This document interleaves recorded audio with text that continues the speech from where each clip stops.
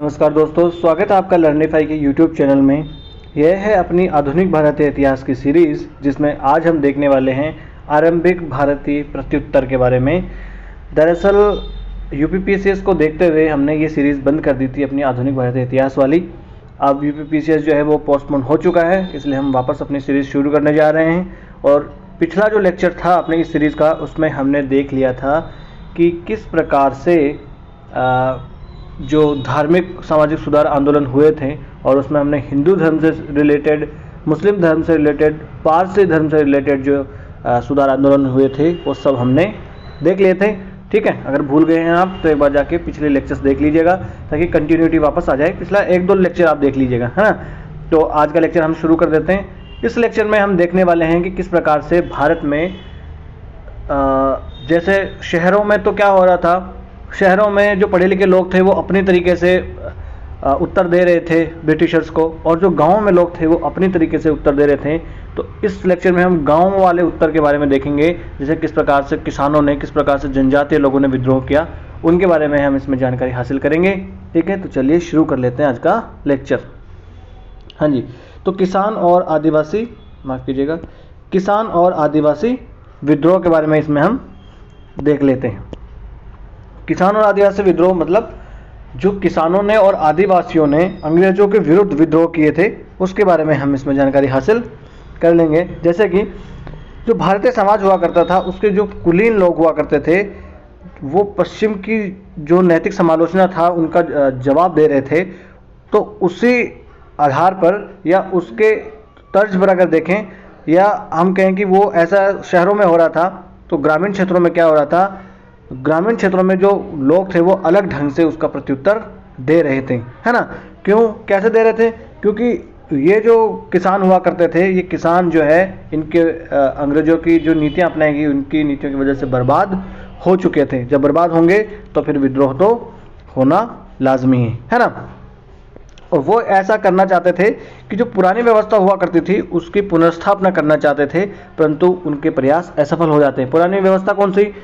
मुगलों के काल की व्यवस्था को वो वापस लाना चाहते थे, क्योंकि मुगलों के काल की जो व्यवस्था हुआ करती थी उसमें क्या होता था कि किसानों से टैक्स वगैरह वसूल किया जाता था, परंतु किसानों के पास इतना जो है वो छोड़ दिया जाता था ताकि वो खुद अपना जीवन का गुजारा भत्ता चला सके, साथ ही साथ अगली फसल भी उगा सके, इतना छोड़ दिया जाता था। परंतु ब्रिटिशर्स जो थे, इनका तो कोई ईमान धर्म ही नहीं हुआ करता था। हमने ऑलरेडी देखा कि किस प्रकार से अलग अलग क्षेत्रों में अलग अलग प्रकार की भू बंदोबस्त ये करते हैं ताकि अधिक से अधिक मात्रा में भू राजस्व वसूला जा सके, है ना। इसीलिए देखिए, ये मुगल समाधान जो हुआ करते थे उनको इन्होंने भंग कर दिया, और जीवन निर्वाह की जो व्यवस्था थी वो प्रभावित हो जाती है किसानों की। ठीक है, और जब उपनिवेशी व्यवस्था ने यहाँ पर अपने पांव जमाए और उसकी शक्ति बढ़ी, तो उन्होंने माल गुजारी के अलग प्रकार के प्रयोग करना शुरू कर दिए। हमने देखा था स्थायी बंदोबस्त, है ना, हमने देखा था रैयतवाड़ी, है ना, हमने देखा था महालवाड़ी। इस प्रकार से अलग अलग प्रकार के बंदोबस्त करना वो शुरू कर देते हैं ताकि अधिक से अधिक मात्रा में जो है वो उत्पादन किया जा सके। ठीक है, इसी की वजह से जो है ये प्रतिरोध करना शुरू कर देते हैं किसान। हालांकि देखिए, ऐसा नहीं कि मुगलों के काल में प्रतिरोध नहीं हुआ करते थे, विद्रोह हमेशा से जो है वो होते आए हैं, परंतु मुगलों का एक तो ये बंदोबस्त था, उसमें गुजारे भत्ते के लिए छोड़ दिया जाता था, साथ ही साथ मुगलों का एक डर भी हुआ करता था, है ना।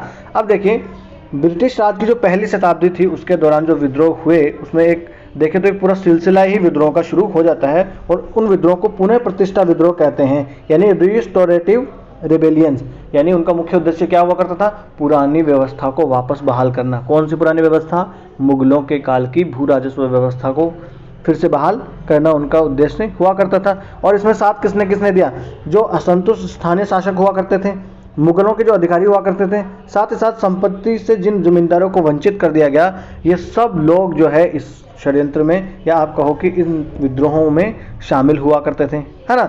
और अगर देखा जाए तो अधिकांश मामलों में उनको जो स्थानीय किसान होते थे उन्हीं से समर्थन मिला, है ना, क्योंकि जो स्थानीय किसान हुआ करते थे वो भी पुरानी व्यवस्था को ही बहाल करने के पक्ष में हुआ करते थे, है ना।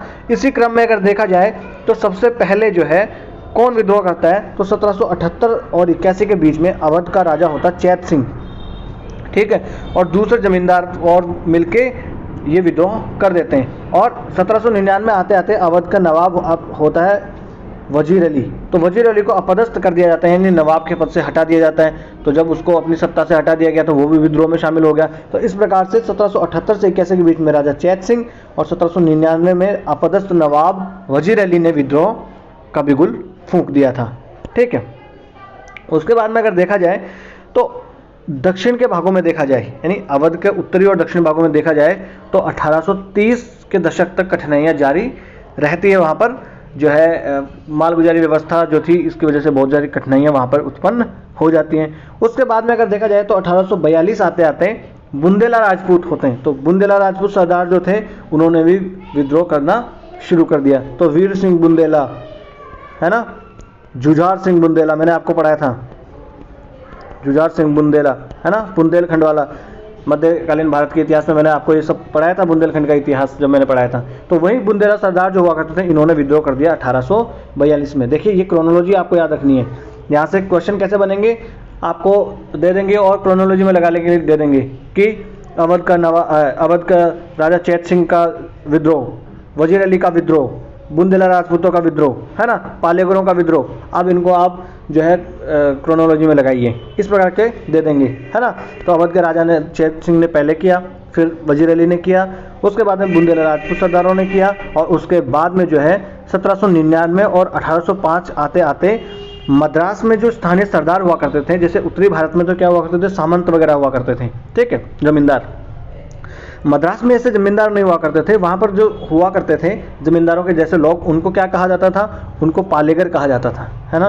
उनको क्या कहा जाता था, उनको कहा जाता था पालेगर। तो ये पालेगर जो थे इन्होंने विद्रोह कर दिया। क्यों कर दिया, क्योंकि ये पालेगर अपने आप को एकदम जमींदारों के जैसे माना करते थे, जिसमें कि किसान लोग इनको कर देंगे और ये किसानों को संरक्षण प्रदान करेंगे। परंतु अंग्रेज क्या कहते थे कि ये तो बीच में मध्यस्थ फालतू के हैं, है ना, हम तो इनको मानते ही नहीं है जमींदार, हम तो इनको ये किसानों के जो सच्चे संरक्षक हैं वो मानते ही नहीं है, इसलिए इनके अधिकार छीनना चाहते थे। कौन, अंग्रेज। इसलिए पालेगर लोग जो है ये विद्रोह कर देते हैं और पालेगरों का साथ भी देते हैं। कौन, जो स्थानीय किसान होते हैं वो पालेगरों का साथ भी देते हैं, है ना, क्योंकि उनको प्रभुता संपन्न शासक समझा जाता था, जिनके पास सत्ता कहाँ से आई, मुगलों से पहले ही उनके पास सत्ता हुआ करती थी। और ये पालेगरों ने अपनी सत्ता कहाँ से प्राप्त की, तो विजयनगर साम्राज्य से। तो देखिए ये वाली लाइन आपको याद रख लेनी है, यूपीएससी स्टेटमेंट बना देगी कि पालेगर जो है ये विजयनगर साम्राज्य से संबद्ध हुआ करते थे, या पालेगर जो है इनका संबंध विजयनगर साम्राज्य से रहा है ना। तो हाँ, ये जो पालेगर है ये मुगलों से सत्ता इन्होंने प्राप्त नहीं की थी। इनकी सत्ता कहाँ से प्राप्ति होती है, इनको सत्ता की प्राप्ति होती है विजयनगर साम्राज्य से, ठीक है ना। जिस प्रकार से मैसूर जो है, मैसूर की रियासत जो है वो एक समय में क्या थी, विजयनगर साम्राज्य का हिस्सा हुआ करती थी, है ना। तो ये स्टेटमेंट जब बन चुका है तो ये भी बनाया जा सकता है ना, ठीक है साहब। उसके बाद में देख लेते हैं 1796 से लेकर 1805 के बीच में मालाबार में विद्रोह होना शुरू हो जाता है। मालाबार में कौन होता है, मालाबार का जो क्षेत्र होता है वहाँ पर त्रावणकोर एक रजवाड़ा होता है। क्या होता है, त्रावणकोर जो है एक रजवाड़ा होता है। त्रावणकोर के बारे में मैं आपको पहले भी पढ़ा चुका हूँ। तो त्रावणकोर जो है, त्रावणकोर का दीवान हुआ करता था वेलुथम्पी। ये बेलुथम्पी नहीं है, ये वेलुथम्पी है, थप्पी नहीं थम्पी। तो वेलुथम्पी ये दीवान हुआ करता था। इस दीवान ने, त्रावणकोर का जो दीवान था, इसने वहाँ पर विद्रोह करना शुरू कर देता है ये।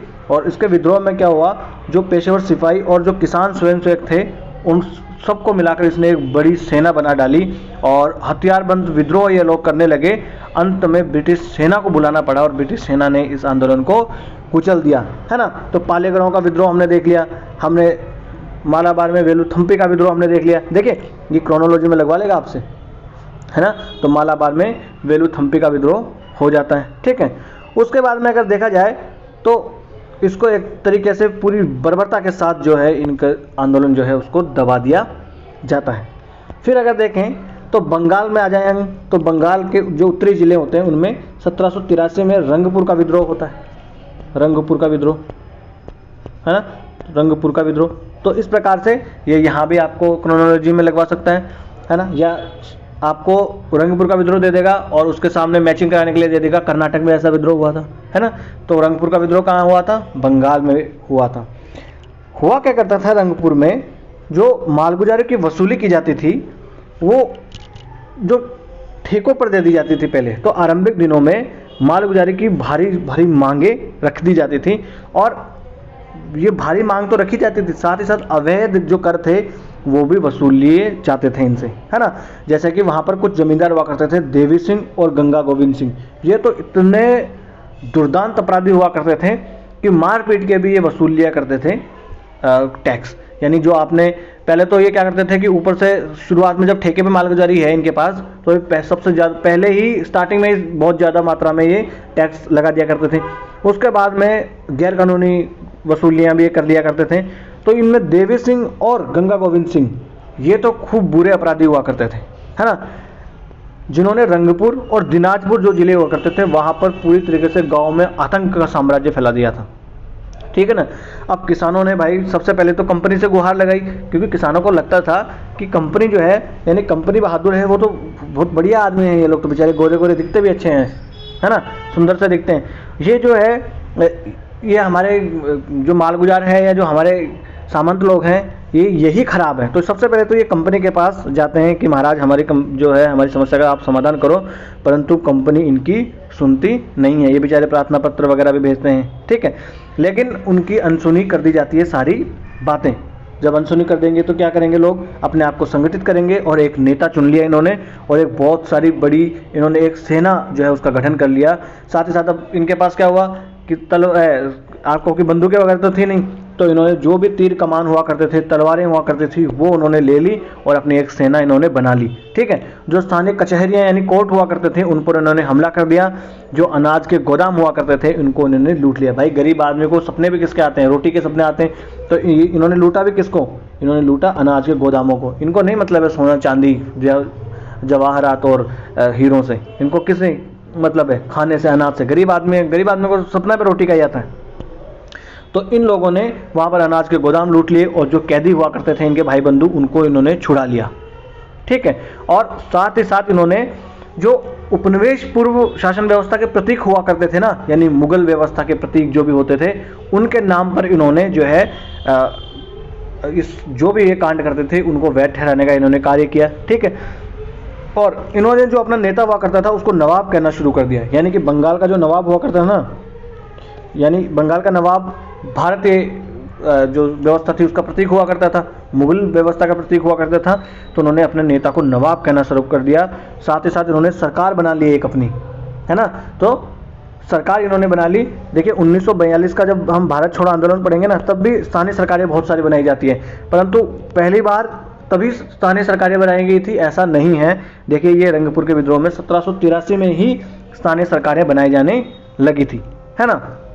तो यहाँ पर स्थानीय सरकारें बनाई जाने लगी और आंदोलन का खर्च उठाने के लिए ये लोग कर भी वसूल करने लगे स्थानीय लोगों से, ठीक है।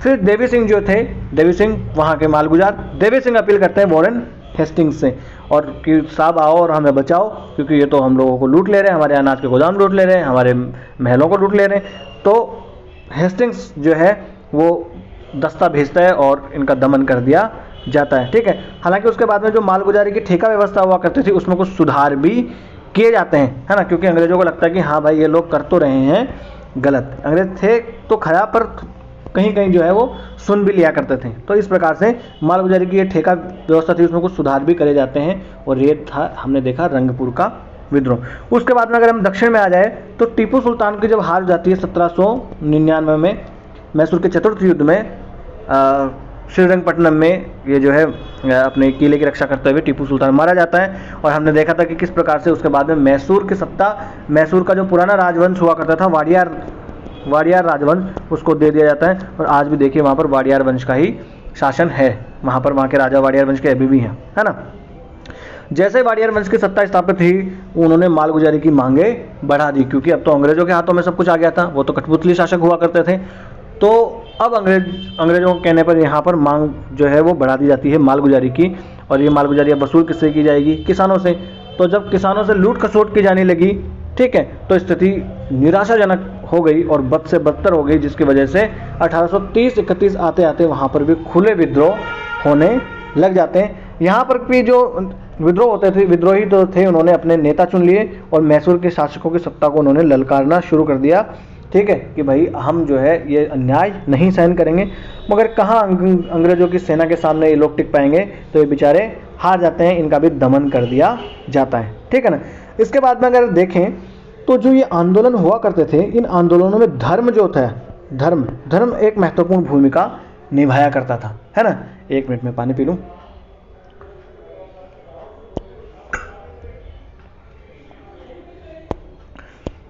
तो इन आंदोलनों में धर्म जो होता था वो एक महत्वपूर्ण भूमिका निभाया करता था। अब बहुत सारे आंदोलन ऐसे आएंगे जो आप पता ही नहीं कर पाओगे कि ये धार्मिक आंदोलन था कि ये कोई राजनीतिक आंदोलन था, है ना। जैसे अगर हम देखें तो सन्यासी और फकीर विद्रोह दोनों अलग अलग हैं, पर एक साथ इनको कहा जाता है क्योंककि ये एक साथ से शुरू हुए थे और बंगाल में ये हुए थे, इसलिए इनको सन्यासी फकीर विद्रोह ही कह दिया जाता है एक साथ। तो जो सन्यासी फकीर विद्रोह है, इसकी शुरुआत हो जाती है 1763 और 1800 के आसपास, यानी 1763 से लेकर 1800 के बीच में सन्यासी विद्रोह जो है ये शुरू हो जाता है बंगाल और बिहार से लगा हुआ जो क्षेत्र है वहाँ पर, और खूब बुरी तरीके से ये हिलाकर रख देते हैं वहाँ की व्यवस्था को। ठीक है। तो सबसे पहले हम देखें कि ये सन्यासी कौन हुआ करते थे। तो ये सन्यासी जो थे ये भूस्वामी हुआ करते थे, इनको 10 नामी सन्यासी कहा जाता था। तो ये भूस्वामी हुआ करते थे, यानी कि बड़ी बड़ी ज़मीनों के मालिक हुआ करते थे। सूद पर ये पैसा चलाते थे, यानी पैसा देते थे ब्याज पर। ठीक है। साथ ही साथ कच्चा रेशम होता था, खुदरा माल होता था, खुदरे जो कपड़े होते थे, तांबे और मसाले जो होते थे, उनका व्यापार किया करते थे सन्यासी। लेकिन सन्यासी से नाम से लगेगा आपको कि ये तो सन्यासी आदमी, इनके पास क्या ही होगा, परंतु देखें भूस्वामी हुआ करते थे, व्यापारी भी हुआ करते थे। अब ये लोग सब व्यापार वगैरह किया करते थे। और फकीर लोग कौन हुआ करते थे। तो शाह मदार जो एक व्यक्ति हुआ करते थे, उन्होंने एक सूफी सिलसिला शुरू किया था, उससे ये लोग अपना नाता जोड़ा करते थे, है ना। तो मदारी फकीरों को मुगल काल में माफी की ज़मीनें मिली हुई थी। माफी की ज़मीन क्या थी, यानी लगान मुक्त ज़मीनें जो हुआ करती थी, यानी कि मुगल राजा जो हुआ करते थे इन फ़कीरों को ज़मीन दे दिया करते थे कि भाई ये ज़मीन आप ले लो, यहाँ पर जो आपको उगाना है खाओ पियो, और हम आपसे लगान नहीं लेंगे। तो ये होती थी माफ़ी की ज़मीनें। तो इन फ़कीरों को माफ़ी की ज़मीनें मिली हुई थी, और जब इनके पास माफ़ी की ज़मीनें थी और इन फ़कीरों के पास अच्छे अच्छे सशस्त्र अनुयायी हुआ करते थे, यानी लठ बंदूक तलवारें लेके इनके पास अनुयायी हुआ करते थे अपने फ़कीरों के पास में। तो देखिए ना तो सन्यासी हैं, सिर्फ नाम के सन्यासी, और ना फकीर हैं, ये सिर्फ नाम के फ़कीर हैं, है ना। अब देखिए ये सब घुमक्कड़ हुआ करते थे, एक जगह से दूसरी जगह, या इस प्रकार से इनका सब हुआ करता था। ये कोई टैक्स किसी को नहीं देते थे और खूब इनका चला करती थी अपने क्षेत्र में। अब अंग्रेज जो हुआ करते थे, अंग्रेज कंपनी जो थी, उनका मानना यह था कि यार हमारी व्यवस्था क्या होनी चाहिए कि सब लोग शांति से एक जगह रहें और टाइम से हमको टैक्स वगैरह दें। ये फ़कीर वगैरह सन्यासी वगैरह यार ये हम लोगों को टैक्स वगैरह देते नहीं हैं, ये व्यवस्था तो ख़त्म की जानी चाहिए। तो अब देखिए ये यहाँ पर इनसे मालगुजारी की मांग करने लगते हैं अंग्रेज। माफ़ी की जो ज़मीन हुआ करती थी जो मुग़लों ने इनको दी थी, उसको ये जब्त करने लगते हैं। और जो व्यापार हुआ करता था, जैसे नमक का व्यापार और शोरे का व्यापार और बहुत सारे व्यापार पर अंग्रेज एकाधिकार स्थापित कर लेते हैं। अब जब ये एकाधिकार स्थापित कर लेंगे तो ये जो सन्यासी और फकीर लोग ये अपना व्यापार चलाते थे, ये इनका व्यापार प्रभावित हो गया। इसकी वजह से इनमें फिर असंतोष उत्पन्न हो जाता है। ठीक है। और 1769 और 70 में बहुत भयंकर अकाल जो है वो पड़ता है बंगाल में। ठीक। तो इस अकाल की वजह से बहुत सारे लोग मर जाते हैं, और जो दुखी छोटे छोटे जमींदार हुआ करते थे, किसान हुआ करते थे, और जो स्थानीय नवाब हुआ करते थे, उनकी सेना में पहले जो स्थानीय लोग लगे होते थे उनको निकाल दिया गया। तो अब गाँव में बेरोजगार लोग खूब ज़्यादा इकट्ठा हो गए। अब बेरोजगारी हो गई, गरीबी एक साथ हो गई, है ना। इसकी वजह से इनके जो समर्थक हुआ करते थे, इनके अनुयायी जो थे सन्यासी फकीरों के, ये अनुयायी इनके बढ़ने लगे। ठीक है। साथ ही साथ ये दोनों जो समूह हुआ करते थे, इनकी एक दार्शनिक निकटता भी हुआ करती थी, यानी कि सन्यासी फकीर दोनों एक जैसी बातें किया करते थे, है ना। इसकी वजह से ये सारे लोग एक जगह लामबंद हो जाते हैं। ठीक है ना। अब कंपनी को ऐसे हथियारबंद लोग जो थे वो इनको मंजूर नहीं थे। क्यों? क्योंकि कोई भी हथियारबंद लोग, इधर घूमता घामता लोग, ये सब कंपनी की जो सत्ता थी उसको सीधे सीधे चुनौती थी। और कोई भी सत्ता हो, चाहे सरकार हो चाहे कोई भी, वो ऐसे जो है वो सहन नहीं कर पाएगी। अगर दो आदमी लड़ रहे हों और आप राजा हों तो यह आपकी सत्ता को खुली चुनौती है, क्योंकि आप जब राजा हो तो आपके सामने सब शांत रहने चाहिए। तो इन लोगों को ये शांत कराना चाहते थे, ठीक है। और साथ ही साथ जो है ये मालगुजारी भी टाइम पे नहीं देते थे और ये देते भी नहीं थे, इसलिए अंग्रेजों को ये जो है नागवार गुजरा। इसकी वजह से 1760 आते आते ये सन्यासी और फकीर जो थे इनके और साथ ही साथ ईस्ट इंडिया कंपनी के बीच में लड़ाइयाँ होना शुरू हो जाती हैं, सशस्त्र इनके बीच में लड़ाई होना शुरू हो जाती है और संघर्ष बार बार इनके बीच में शुरू हो जाते हैं।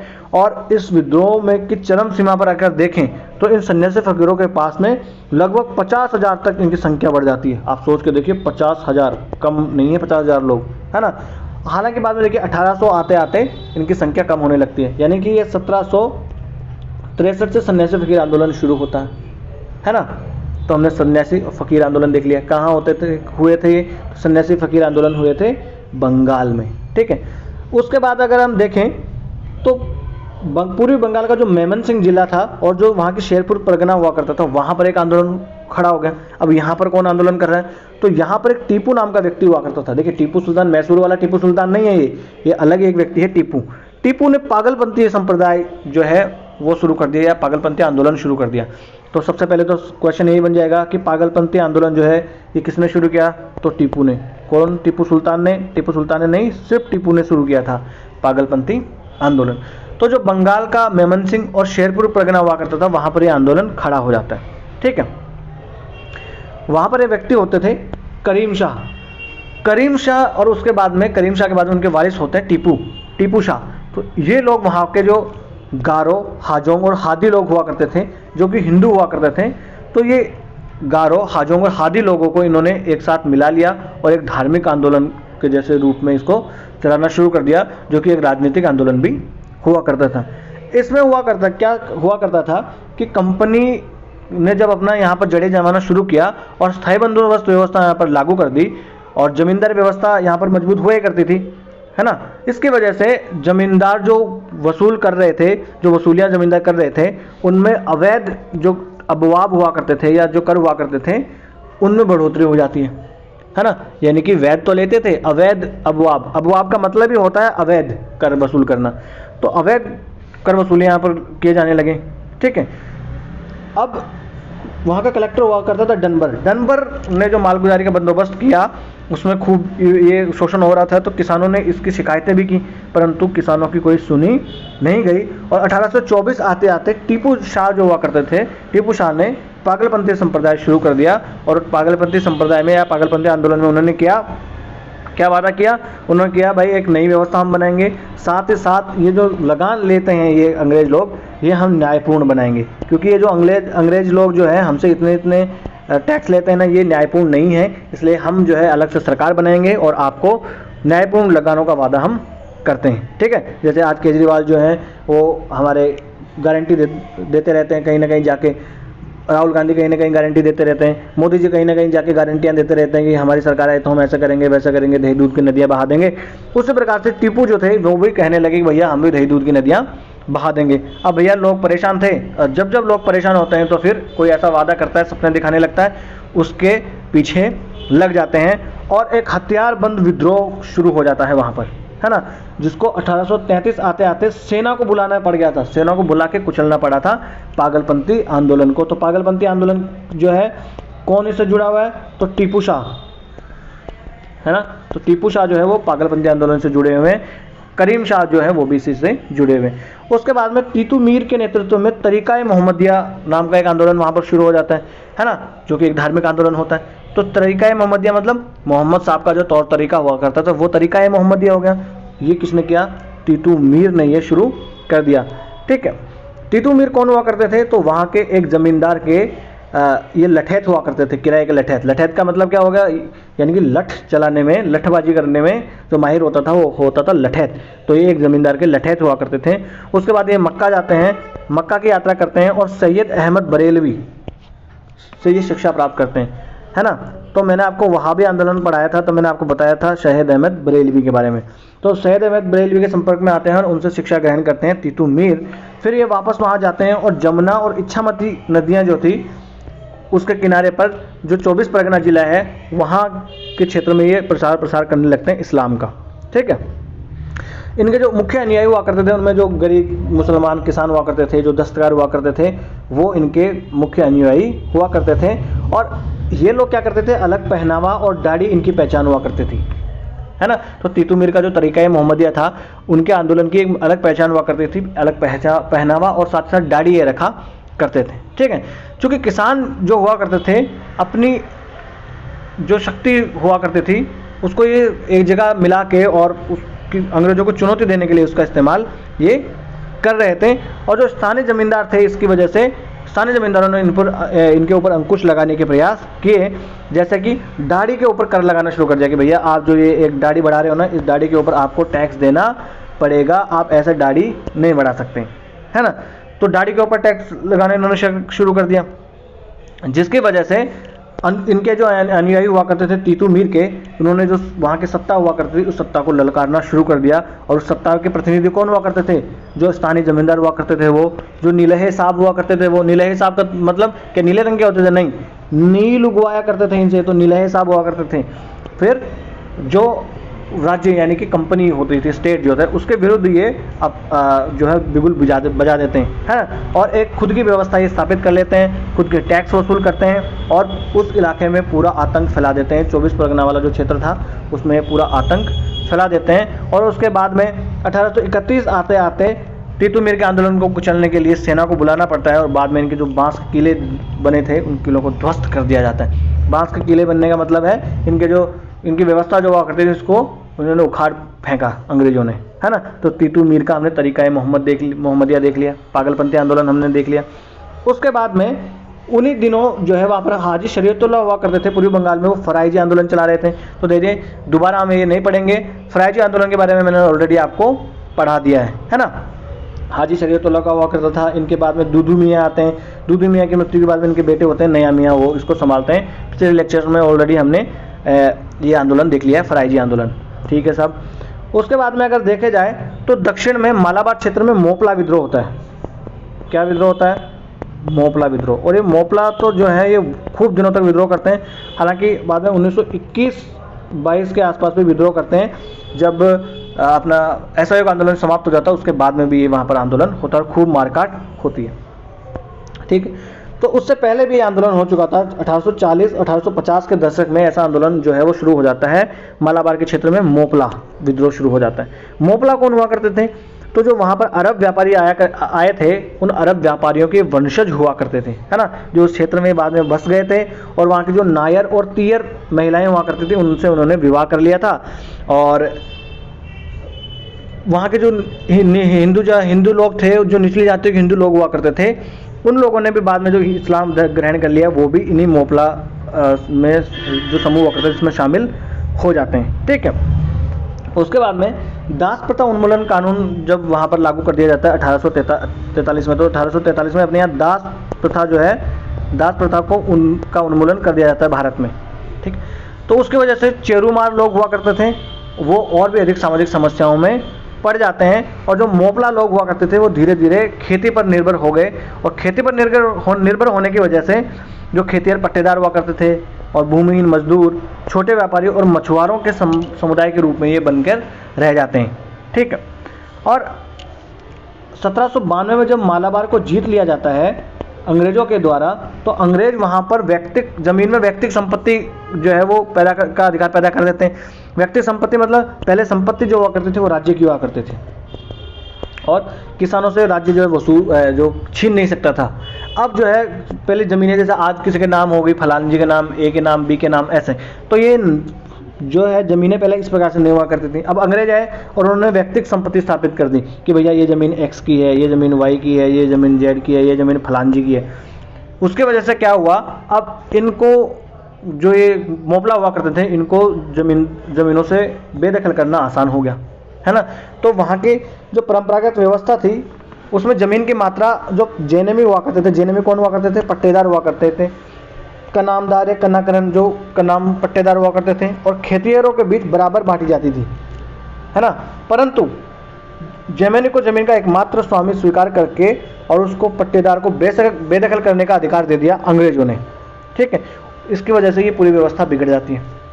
यानी पट्टेदार को सारी व्यवस्था दे दी, जो जेनेमी हुआ करता था उस जेनेमी को सारे अधिकार दे दिए, और जो पट्टेदार हुआ करता था उससे सारे अधिकार छीन लिए। अब पट्टेदार को वो बेदखल कर सकता था ज़मीन से। इसकी वजह से मोपला लोग थे जो ये विद्रोह करना शुरू कर देते हैं, या ये इनकी व्यवस्था जो पहले हुआ करती थी वो व्यवस्था जो है उसमें असंतुलन जो है वो हो जाता है। उसके बाद में टैक्स जो था उसको वसूल करने के लिए ये बहुत ज़्यादा मात्रा में पहले ही टैक्स लगा देते हैं, है ना। उसका आकलन करने के लिए बहुत ज़्यादा मात्रा में आकलन कर लेते हैं कि भैया यहाँ तो उत्पादन होगा 100 किलो और आप हमको 60 किलो दे देना, जबकि उत्पादन वहाँ होना था 50 किलो ही। इस प्रकार से ये कर लेते थे, ठीक है। साथ ही साथ अवैध कर भी ये लूट लिया करते थे। फिर न्यायपालिका और पुलिस का जो जमींदार समर्थक रवैया हुआ करता था उसकी वजह से भी ये मोपला लोग जो है वो परेशान हुआ करते थे। उसके बाद में अगर हम देखें तो इनका खूब ज़्यादा मात्रा में वहाँ पर शोषण हो रहा होता है। तो जेनेमी लोग हुआ करते थे, ये जेनेमी लोग हिंदू हुआ करते थे, सवर्ण हिंदू, और जो मोपला हुआ करते थे, जो किसान थे, वो मुसलमान हुआ करते थे, है ना। इसकी वजह से अब ये एक धार्मिक जो है फिर ये रुख ले लेता है। ये होता है वैसे किसानों के बीच में और उनके जो भूस्वामी होते हैं उनके बीच में ये मोपला विद्रोह होते, लड़ाई होते, झगड़ा होता है, परंतु इसको फिर ये एक धार्मिक रूप ले लेता है। क्यों? क्योंकि जो जेनेमी होते थे इनके भूस्वामी वो हिंदू थे, सवर्ण हिंदू, और जो मोपला थे खुद ये मुसलमान हुआ करते थे, है ना। तो इनके कुछ नेताओं के आप नाम देख लो यहाँ पर एक बार, है ना। तो विलियम कोड का हुआ करता था,